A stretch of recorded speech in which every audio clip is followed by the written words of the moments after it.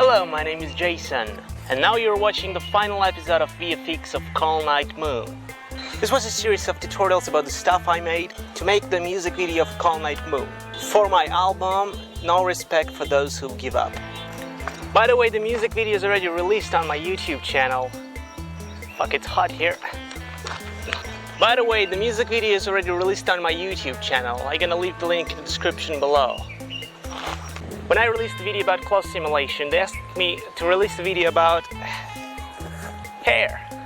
Well, in the music video I didn't use so much of a hair. I did very basically, compared to what I'm going to tell in this tutorial. I want you to be able to make hair regardless of how complex it is. So I made some research about hair and how it's been done by other artists. And I also made a research about technical stuff to make hair in Blender. So it's going to be a long tutorial, and I'm gonna break it to 3 chapters. Setting up basic renderable hair, hair dynamics, creating hair patterns like a real person. Now let's go inside, open up the Blender and start the first part.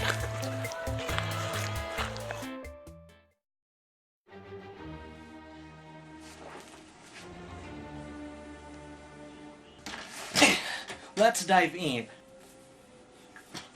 Actually, I already tried to record this part once, but it failed because I don't know why the computer cannot do the recording in the right quality, so I'm gonna be using the very low quality record. This low. Now you see it. Okay, so let's say, for example, that we have here a monkey and we need it to have a hair. So basically what we can do is to go to particle system and then press new, and it's gonna make a particles system. But we can change the emitter to hair and it's gonna create a lot of hairs. Now the hairs here are measured in meters because Blender unit equal 1 human meter, about this kind of size. No, wait, this kind of size. Yeah. So, to make it legit here, what we need to do is shrink it down to the size of here. But wait a second. Right now, I don't want the hair to grow from eyes, for example. I don't want hair to grow from I don't know, from the mouth, from the inner sides of the ears. So for that, I'm going to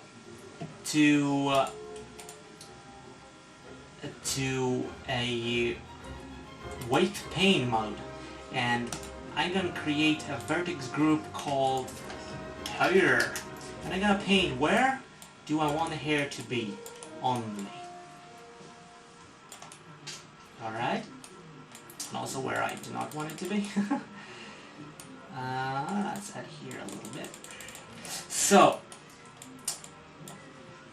now what I'm doing is I'm putting this. Let's rename it so we would know exactly. Hair fucker. That name nobody will forget. So we're gonna put that here in the vertex group density. Hair fucker. All right. We have here a lot of vertex groups, one for length, one for another stuff.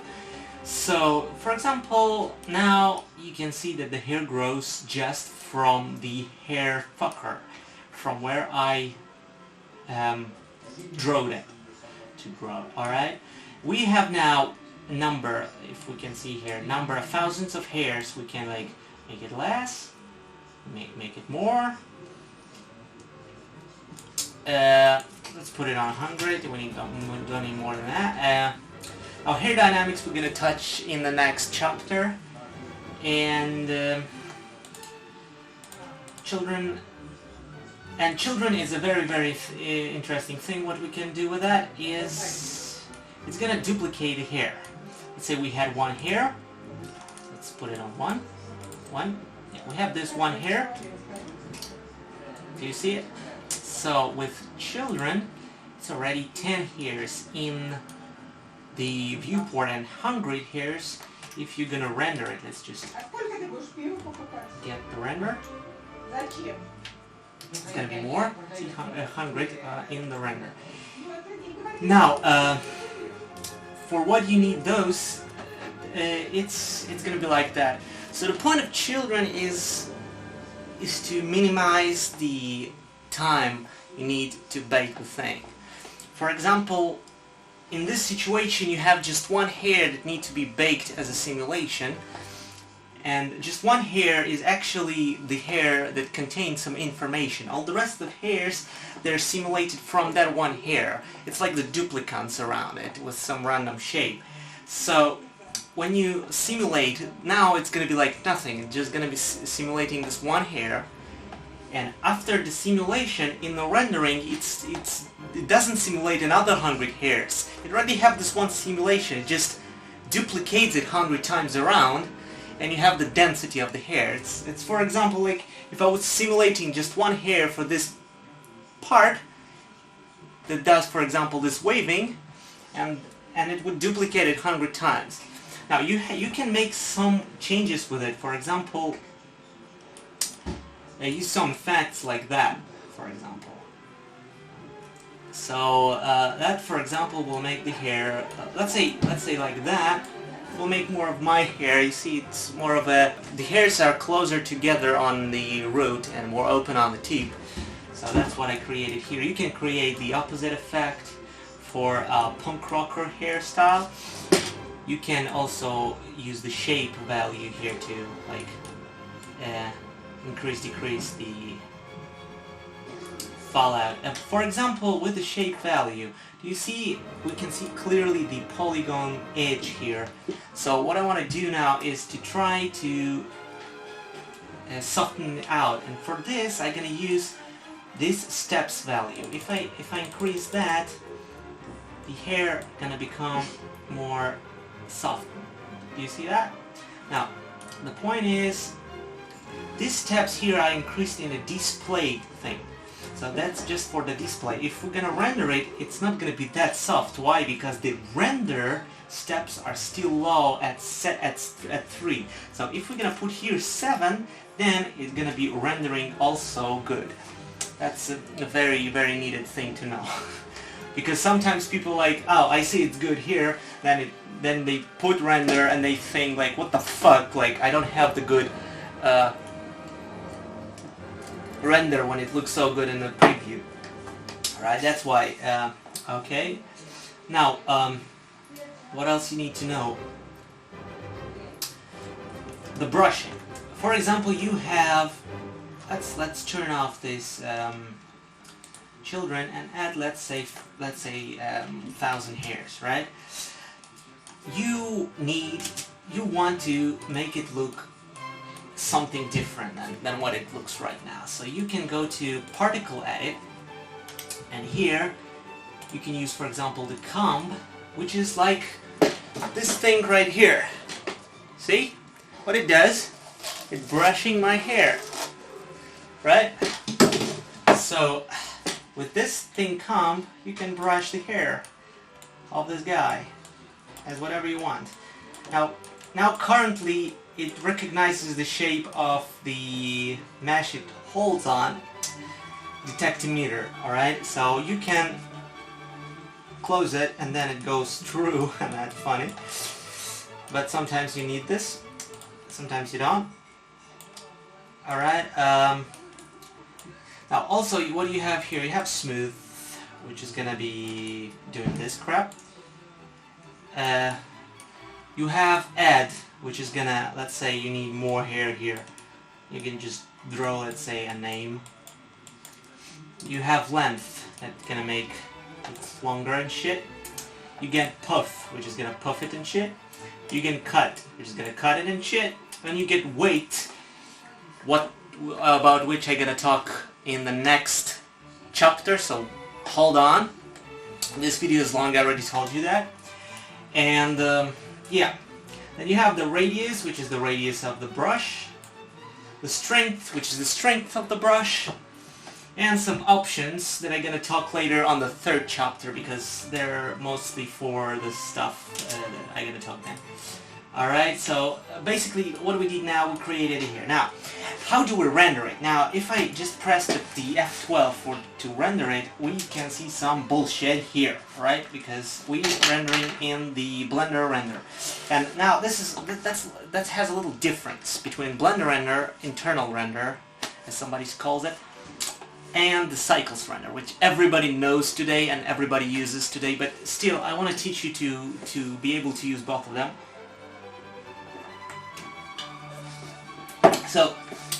So what we're gonna do is Blender render. If you're going into the settings of the materials, now I just gonna make you a little introduction. Now here in Blender render we have the thing called, where it is, anti-aliasing, which is mimicking the blurriness of edges to create more realistic effect. Now I'm just gonna render for you without it. You will see what I mean. Without it, you see this hair, you see every pixel as one pixel, you don't see the intersection pixels. Now I'm gonna render it with it. You will see that it's kind of creating the blur pixelate effect. It's very good, it's very realistic in some way, but it's not what I want in this preview. So now you can see that this hair, where it is, this hair is 1 pixel thick, and exactly 1 pixel thick on all of it length. So what we can see here on the stand option, we can see that the root is 1 and the tip is 1. That means the root, where the hair starts, is 1 pixel, and the tip, where the hair ends, is also 1 pixel thick. So if we're gonna go and make a tip, let's say 5 pixels, when we render it, we can see that the tip is 5 pixel thick now. And when the root is still 1 pixel thick. Now we can make a tip 0 pixel. It's not giving me the 0, but you kind of got it, right? It will give me very, very, very little. It will kind of disappear. You see, it tries to kind of create the effect of disappearance. When we render it with the anti-analyzing, it's gonna really kind of become nothing in the end. So okay, so the point is, if we for example have it on, let's say 10 and this on, let's say 1, right, we also have here the shape, which is going to be, if we move it, let's say here,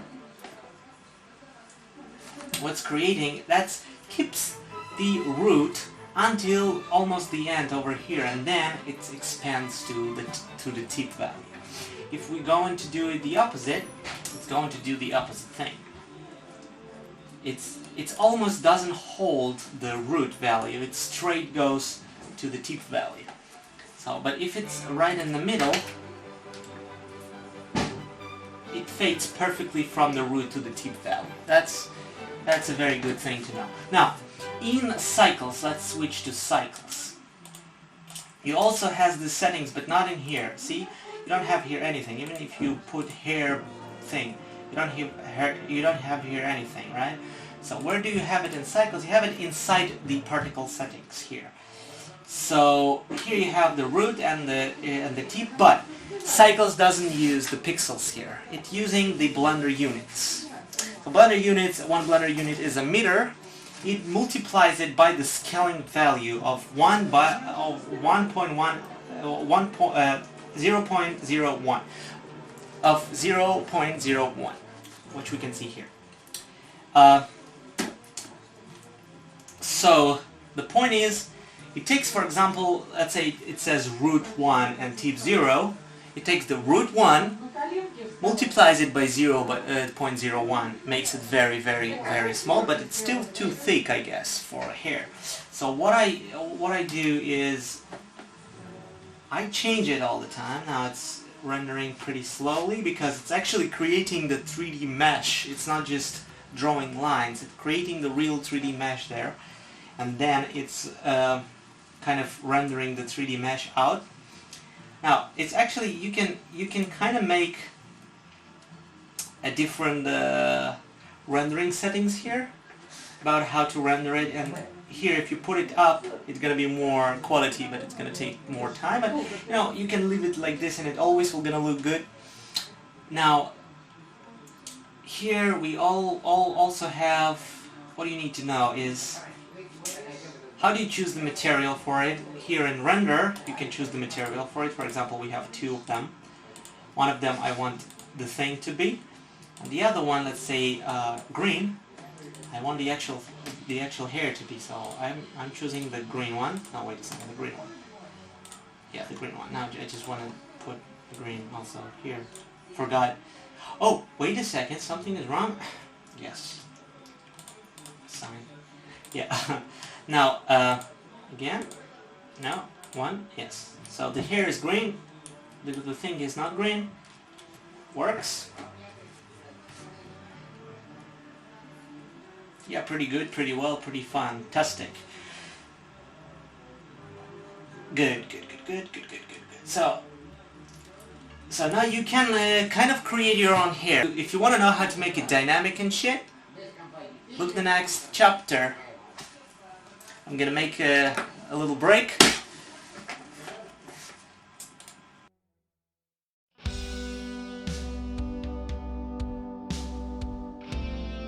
So okay, let's talk about hair dynamics. This time I'm not recording a screencast because I'm going to demonstrate to you a baked animation, and it takes a lot of time to bake one sometimes. So this part is going to be scripted. So hair actually in real life moves. Look at that. I move the hand and the hair moves. It's not a stationary object or something, right? I'm going to use this simple animation to demonstrate the settings of the hair dynamics. If you learn about animation or how do I make this animation, you can check the VFX of Call Night Moon video about animation. I already created one, the previous one. So when you turn on the hair dynamics, you will see a bunch of settings. Most of the time those settings are the best for you, so don't touch them. But sometimes you're looking for a special effect, a special kind of fur or special kind of hair, and those settings aren't giving you the perfect result that you look for. So you might know how to change them or what effects the change is going to give to you. So what you need to know about the must are mass, stiffness, air drag, and friction. Those are going to affect the animation the most. Another thing that will going to affect the simulation quality is this quality steps. Increasing them will make the simulation more accurate, but will take much more time to bake. So mass is basically how heavy. More mass, it will more want to go down. More pressure, the gravity will pull on the hair. Compare those examples with low mass and with the high mass.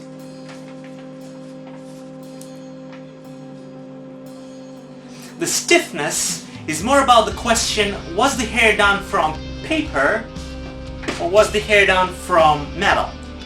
Well, you can bend metal too, but you need to apply much more strength than what you need to apply to bend a paper. So more stiffness, the stronger the hair going to be. Less stiffness, more lightly it's going to be. Random option here, I believe, randomizing the stiffness. So some hair is going to be lighter, some hair is going to be slightly heavier. Air drag. It's a setting of how much air can actually affect the motion of the hairs. How dense the air is. More air value means more air friction is there. Less air value, the hair more in like kind of vacuum space. Now friction, or as it says here, internal friction, it's something like the self-collision option in the cloth simulation. It's going to make hairs like touch each other and affect the animation because of it. It's good for a dense hair, like for example lions' heads or a very dirty beard, but it will take a ton of calculation time. It's gonna take the whole universe of time. Let's compare no friction to high friction. Next settings, I believe it's for the new rendering node that uses voxel data to render out the volume thing from particles. It doesn't seem like something important. And of course the quality steps. The best way to know when to increase it is to ask yourself, does the object move fast or slow? If it's almost stationary, you don't need to increase it. But if it moves fast, you need to increase it. Now when your settings are done, you have to go to cache and name the animation somehow, so you will not lose it when you will bake another object. Now, I was talking about the weight brush in the particle edit mode in the previous chapter. The weight is determining how much dynamics will be calculated on this particular part of the hair. Same thing as, let's say, pinning weight painting on the cloth simulation. The bluer the hair, more loose it's going to be. But if you want some parts of the hair to be stationary, let's say brushed with the gel, so you paint it red, and it's pinned stationary. Well, I guess that's it for the second chapter. I'm gonna make another pause, and right now in the next chapter I'm gonna show you the tricks I learned of how to make a realistic kind of hair look.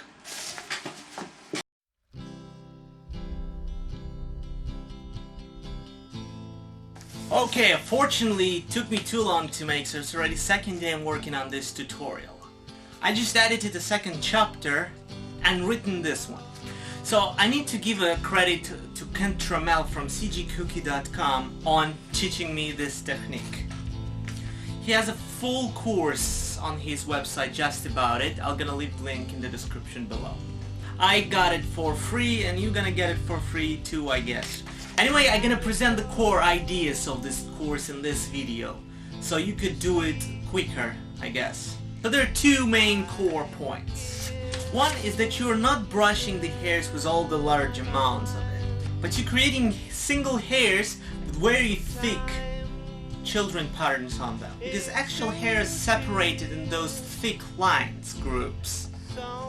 And in more cartoonish style, they don't even bother drawing those individual hairs, but instead putting those very thick testicles with maybe a texture of hair on them. So basically what you do is you create another object under the skin and manually add single hairs one by one to create those thick hair patterns in the particle edit mode. Then individually you can edit those thick patterns to be in whatever shape you like. By the way, you can use vertex edit mode for this.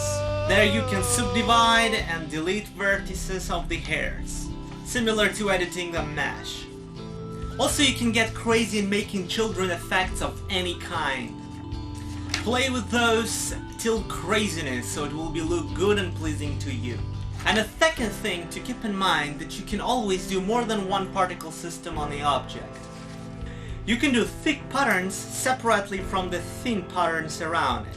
And after it you can add some kind of a noise, more or less looking hair on top of it to make this chaotic effect of uncontrollable hairs. So that's kind of it for this short chapter. You can check the Kent's tutorial to really dive in and learn all the little details.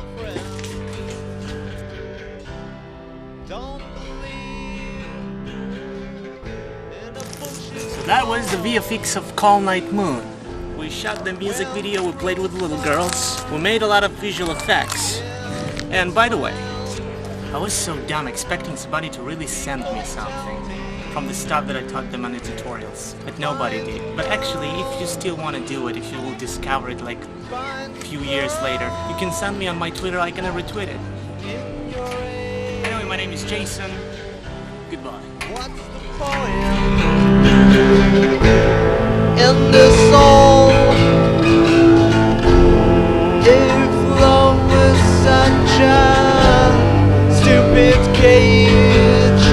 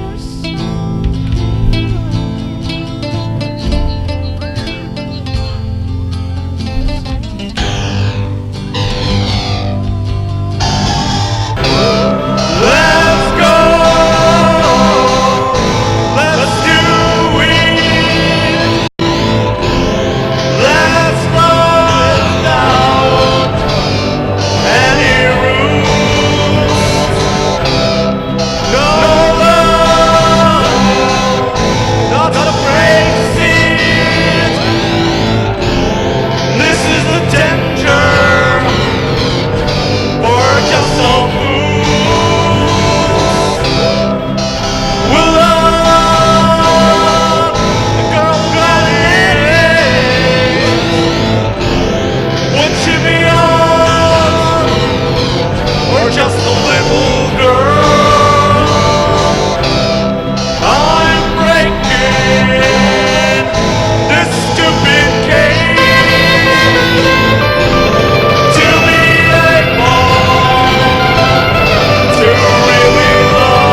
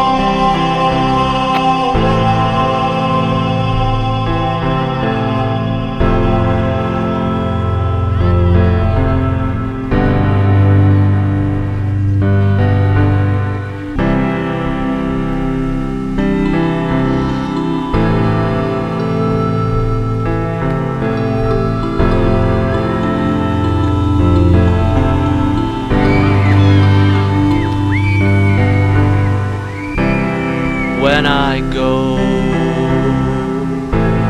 to sleep,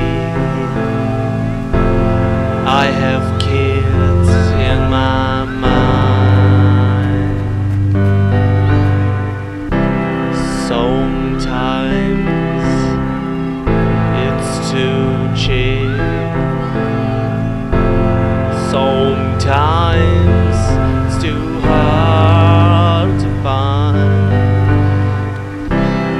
The kids for to play, the kids for running, then sleep in the lake, and the kids are shining. Whoa.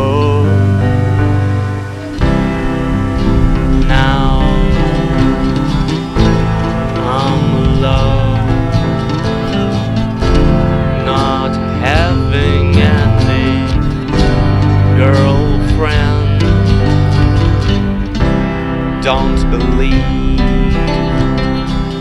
in the bullshit of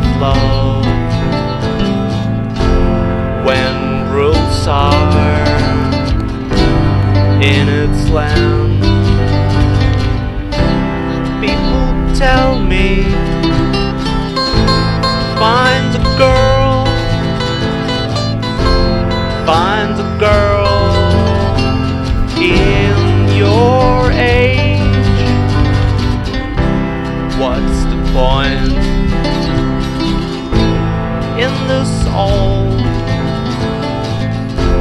If love is such a stupid cage, let's go, let's go, let's do it, let's do it. Let's love without any rules, no love, not afraid to see, This is danger, or just a fool. I will love the girl in any age. Would she be old or just a little girl? I'm breaking the stupid cage.